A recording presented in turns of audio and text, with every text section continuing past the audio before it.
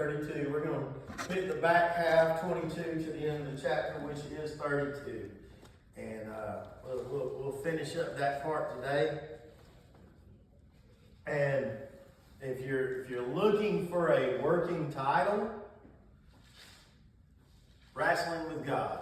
Because if you've read it, I know Heather read it. Brenda, I don't know if you had a chance to read it or not, but we're going to read in these verses that Jacob wrestles with God, that he wrestles with God, and it's kind of cool because there's some things that I took from some commentaries and some things that just as I thought of it, as I asked God to open. Because really, Brenda, how I study is kind of how you study. Now, I take some commentaries, but I read a couple of different Bibles. Now, most of mine, I've got an NIV that I read. A lot of people don't like the NIV. I would never preach out of it. I really have no problem with the NIV Bible. I've got my New American Standard Bible. I've got my King James Version Bible. That's the main one that I study out of. Then I got a couple of different King James Version Bibles with commentaries. I got my New King James. Because I like reading, seeing how it looks different. It all means the same by the time you read it. Everything means the same. NIV just puts it in a little bit easier language for you to understand. To me, the King James Version is easy. When I first started studying it, it wasn't that easy. When I first got saved, it wasn't that easy. But King James Version, as hard as it is for me to believe it, it's supposed to be a fifth grader could understand it. Now, yesterday I got a Bible. Heather allowed me to get a Bible. I went to an old antique store that has a bookstore inside of it, and it's old books. I got a 1765 Bible. So now I've got me a Bible from the 1700s, and it doesn't have S's. It has. Was it different or was it the same? It's the Old King's English. Because you got to think, there at this time, America was here, but it wasn't America. It was a colony of Britain or whatever they called it. I can't remember in history. America wasn't America. We wasn't America until 1776 or in that I know it's 1776, but where it was kind of, but it was the Old King's English. It's the Old King James, because our King James has been tweaked to make sense, because Testament is Testament, which there's an F in it. Everything that there was an S in, there's an F in its place. It's hard to read, but that was their language in that day.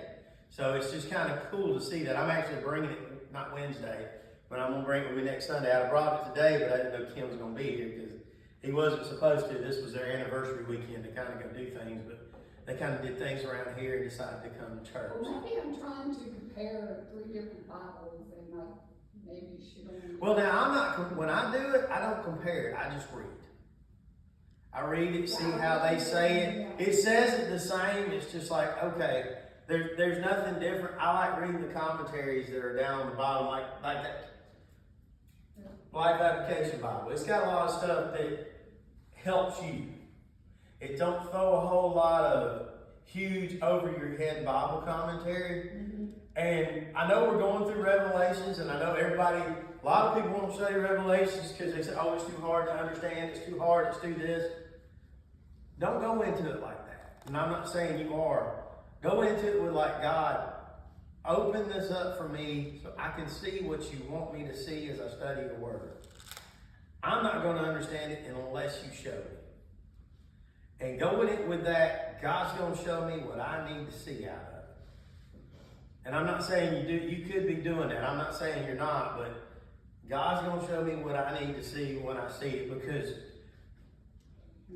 as long as I've been going to church, when anybody talks about the book of Revelation, they get overwhelmed of how that book's so hard, how that book's so hard to understand and scary and all that, and it gets kind of, and I would say this, I'm real big because Wiersbe, the book we use in here, you know how I gave you all a book, Warren Wiersbe? To me, he's an easy commentary. He's got in-depth stuff, but he explains it where it's easy for you to understand. I'm a big proponent on God first, helping you understand the word, because that's his word, and we should always cry out to him. I think that Bible's going to help you to understand. And then I would say get a good commentary to go along with it. Let God speak to you first, and then jump in that commentary and let God show you what he showed him in that commentary. And his name's Warren Wearsby. I don't know if you order stuff off Amazon. They're usually about $10-12. I'm trying to think if I had any more extra ones, Heather, did I not? Of that Revelation. No. So I was trying to think if I had any more of those, I'd give you one of those and you could study it along with it. And then just stick with what Ken's going through. Like if he said, I'm supposed to teach this Wednesday, but if something comes up and work gets in the way, he's going to go back to Smyrna. So just go back and take that little bit that he's studying. Don't jump so far ahead. I don't know if you do. Stick with where he's at. Because sometimes people go and whatever he does on Sundays, and then we're coming in here Wednesday to kind of talk about it a little more in depth. Stick with those verses. Don't jump to another. That's why I tell Heather, because Heather will ask me on Sundays, she's like, well, I jumped into 34, chapter 30. I'm using this as an example. I jumped into chapter 34, and it says this is, I'm like, baby, I'm in chapter 32. That's where we're going. We're not going to jump over to, now, if me and her are just talking for the class, because that messes me up, and it messes y'all up, because a lot of times you're just, you got what I'm saying? So, I don't know if that helps you. It might not, but I think that book will help you, because the life application, it brings it down to where you're at. You got what I'm saying? Yeah. So, I don't know, try it, see it. If it don't, throw it at Ken, don't throw it at me. I'm just kidding. But it should. But as we get into this chapter, we had just seen last week in chapter 32, in verses 1 through 21, we saw that, hey, as Jacob is traveling, he meets the angels of God, which is God just showing him at that time that, hey, God's pretty much got his back. He's protecting him in the front, he's protecting him in the back. And Jacob should go with that confidence that that's what's happening. But as Jacob is traveling to go back home, to go back and see his dad and see his mom, he's thinking the last thing that he did when he left was he took his brother's birthright.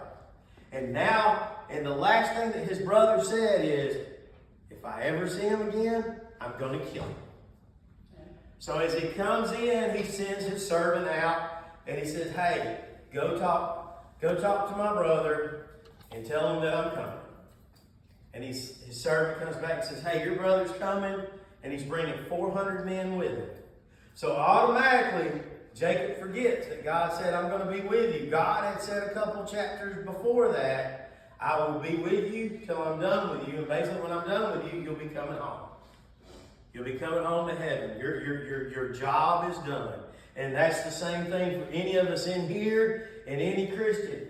God has a plan for our life, and when he is done with that plan, and that plan has been fulfilled, we're done. We're done. He don't put us on a shelf somewhere. Sometimes the only reason we get put on the shelf is because we put ourselves on the shelf, or we chose to go away from his plan and not live for him. And then you're put on the shelf, and you're not doing what God's called you to do.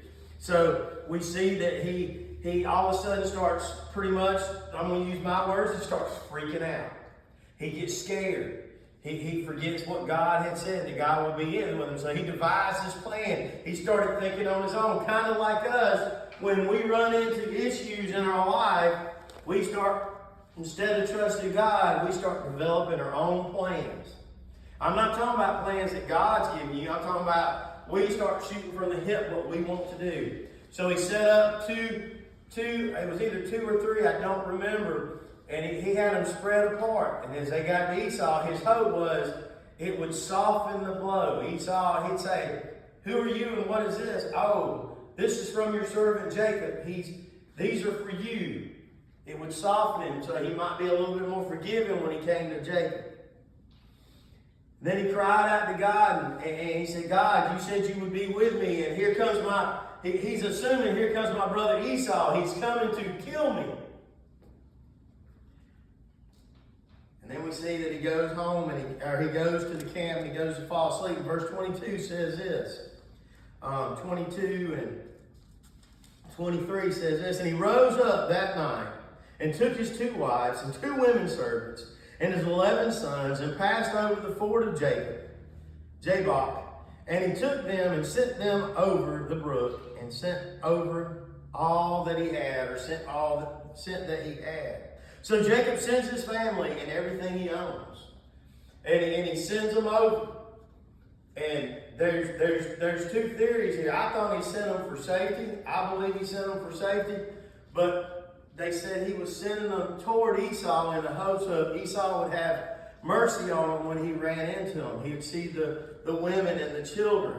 Jacob had gotten his family to safety by sending them away, and he is still trusting in his plan, and instead of God, who said he would protect him. We see here that Jacob is still doing what every one of us has done or is still doing. We're trusting in our plans. How many times have you had you had this big plan for your life? You had this big plan for what you were going to do. You had this big plan of how things were going to go. And God changed that plan. But yet you said, God, not out of meanness and not out of ugliness, but you said, God, this plan works better for me. This seems better for me, or because of fear of trusting him, of fear of his plan seems a lot harder than what my plan is, you continue to go with your plan. And this is Jacob. He sent everything away because he's scared half to death that his brother Esau is going to kill him. That his brother Esau is going to come and do what he said he would do if he said the next time he sees him. And I'm going to be honest with you. I believe 9 out of the 10 of us would do that. We're all that same way. When we get scared and we get worried about something, a lot of times we start doing what seems right in our own mind when God is saying, trust me. Trust me. Trust me. And we're like, but God, what if this happens? But God, what if this happens? But God, you don't understand. It's funny how we forget that he knows everything, that he's in control of everything, and that everything happens according to his plan. And so, how many times have we made plans in difficult situations when the whole time God has been handling it and saying, trust me, and we totally ignore him because of fear? Fear will mess us up. Fear will mess us up. Fear will keep us awake at night. Fear will ruin our days. Fear will ruin our walk with him. Fear will control us to where he cannot control us. One of the big fears with my new job is being sent to run around in Atlanta. And I'll be honest with you, it's still there, and I've been trying to let God have control of it. And about the time I think he's got it, I get fearful that it's going to happen again. And you know what that says about me in that whole situation? I don't trust he's in control. And I could turn around, and I'm not going to ask any of y'all to share, but I know every one of us in here has gone through that situation or is still going through a similar situation. Not that you're going to have to run around in Atlanta, but you've got something going on that God is saying, I've got this. I'm in control. Let me handle it for you. Watch what I can do. Trust me. If you do have to go to Atlanta, I'm right there with you. But you're going to be so scared half to death on it, you're going to get yourself in a tizzy that you're not going to see me working through the whole thing. Now that's easy to say right there, okay? Because I'm going to pee in my pants today. They sent me that. And I pray God keeps me out of that, and I think he will. I think he will. but my stupid human tricks gets in the way, okay? I mean, seriously. And then we see this, verses 24 through 26, and it says this. Okay, well, let's go. And Jacob was left alone, and there wrestled with a man. And then there wrestled a man with him until the breaking of the day. And I'm just going to stop right there for right now. Jacob had sent everybody away from him. And me and Heather talked about that, and you may have to talk in a second, honey. Are you scared? Are you fearful? Because Heather had some cool thoughts on that. Now, she was a little worried about what I was going to think because, you know, I ain't got David in here to say he was getting thrown off the top rope, had the elbow and all that. Because I've decided I'm going to push this lesson the next week along with this. But I want to stop right here. It says this, and Jacob was left alone, and there wrestled a man until the breaking of the day. Here's Jacob. He's just sent everybody away. He has sent everything away, and Jacob's alone. And while he's alone, that man, we all believe that it was God come in the form of an angel who come in the form of a man and wrestled with Jacob. Jacob's alone. He's not hearing anything else. He's not having to work. He's got everything going as he sees plan. And God has got him to a point to where he can talk to him. A lot of times, God has to get us to a point where we're all alone, where we're all by ourselves, so that we can hear him. He's the only thing that we've got that we can focus on. And this is where Jacob is at. Jacob is at this point. Now I know, and I think the reason why God is wrestling with him is because Jacob's still got everything going. His mind is rushing 1,000 miles an hour. Let me see what I put down here. Jacob was now alone, and that was right where God needed him. Why? Because when the distractions around him and us, we tend to tune out God speaking or trying to work with us. This way, God had his full attention. God had his full attention. And as we jump in this next week, sorry it's not so long. I want to get over because I'm preaching this morning. But Jacob is at a point that God can talk to him. And you're going to see here that we've seen in the last couple of chapters, Jacob's life has changed. And I'll go ahead and give you this right here because I thought it was kind of cool. Jacob, we said this a while back, is his name means one who supplants. It describes a person who is deceitful in character.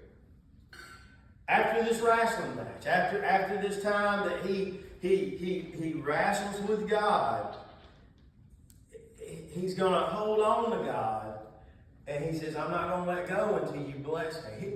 Jacob knew who he was fighting with. Jacob knew who he was wrestling with. I really believe that. And it's the same way with God as you read in those verses, because God says, "And what is your name?" God knew who he was. He wanted, and there's a cool reason why he wanted him to tell him his name. And we'll get into that next week. But God will change his name to Israel. And that's one who strives or prevails with God. There's going to be a definite change in Jacob's life as he becomes Israel. He trusts more in God. He walks more in God. And you know what? God gets us to that point sometimes. Jacob's at his breaking point. Jacob's scared half to death. He's scared he's going to lose his family. He's scared he's going to lose his wife. He's scared he's going to lose his kids. He's scared he's going to lose everything he has. And he's scared he's going to lose his life. And he's doing everything he can, everything in his own wisdom to get it, to figure it out, to fix it, to make it right.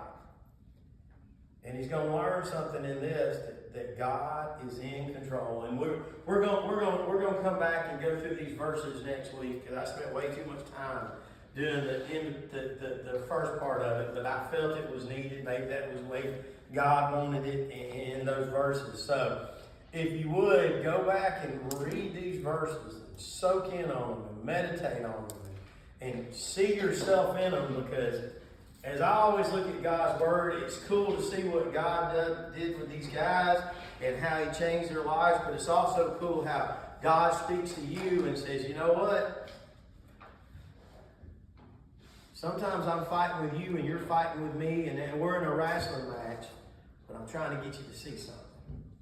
I'm trying to get you to see where I'm trying to get you at, and learn to trust me, and learn to walk with me, and learn to live for me, and quit trying, because we've seen over the last couple of chapters, even though Jacob is starting to live for God and starting to walk with God, there are times he goes back to the old him, and he does some deceiving, and he does some wrong things, or he thinks the way he shouldn't think on how to fix things.